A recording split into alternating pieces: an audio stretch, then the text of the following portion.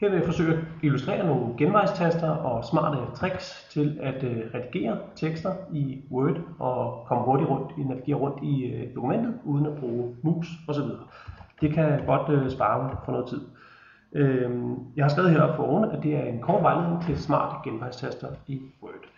Hvis jeg nu vil markere hele den sætning, så trykker jeg Shift plus End, sådan der. Og så kan jeg, som der står i linje 2, så kan jeg skifte mellem store og små bogstaver ved at trykke på Shift og F3.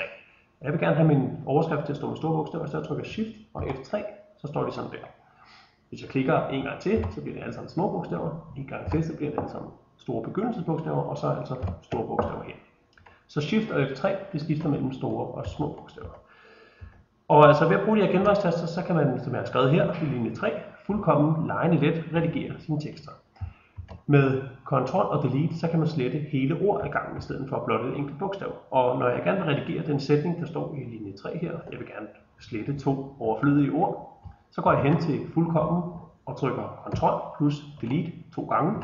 Så står der, så kan du let redigere dine tekster. Så synes jeg, at sætningen blev lidt lettere og mere elegant. Nede i linje 5, der står der, at jeg ved hjælp af Ctrl plus F kan gøre teksten fed. Så hvis jeg igen trykker Shift og End og markerer hele sætningen her, hele linjen, så trykker jeg Ctrl F, sådan der.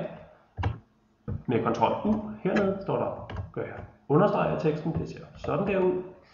Og her i linje 7 står der, at jeg med Ctrl plus K kan sætte teksten i kursiv. Igen trykker jeg Shift End og Ctrl K, sådan der. Jeg bruger i det hele taget meget Ctrl og Shift, og så navigationstasterne, det er altså alle pilene og Page Up og Page Down og Home og End, til at markere og rykke rundt i teksten. Det synes jeg gør det meget nemmere end at bruge musen. Hvis jeg trykker på piletasterne alene til højre og venstre, så rykker den et bogstav ad gangen. Hvis jeg trykker Ctrl ned og trykker piletasterne, så rykker den et ord ad gangen. Hvis jeg gerne vil ud til enden af et ord, så trykker jeg på End, og hvis jeg gerne vil tilbage til starten, trykker jeg på Home. Hvis jeg gerne vil markere undervejs, så trykker jeg Shift ned, og så trykker jeg piletasterne og markerer et bogstav ad gangen. Hvis jeg så trykker Ctrl ned samtidig og bruger piletasterne, så markerer jeg et helt ord ad gangen. Og igen, hvis jeg bare trykker Shift End, så markerer jeg hele linjen. Og hvis jeg står ude i enden af en linje, så trykker jeg Shift Home, og så markerer jeg hele linjen på den vej fra.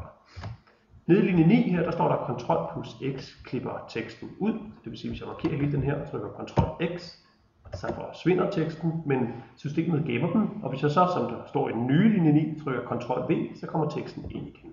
Så sådan her ud. Nede i linje 11 hedder den, der står der Ctrl plus C kopier teksten. Så hvis jeg gør det, så gør den sådan det samme som Ctrl X, men den originale tekst bliver stående. Nu har jeg trykket Ctrl C, så skulle der gerne dukke en linje mere op ind, når jeg trykker Ctrl V, som der står her, for at sætte teksten ind igen. Det gjorde det så også.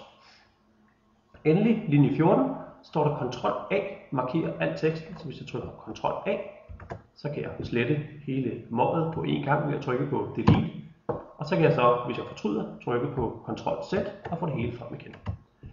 Det var bare et par eksempler, der findes rigtig mange flere, men det her er nogle af de mest grundlæggende, som jeg bruger rigtig meget.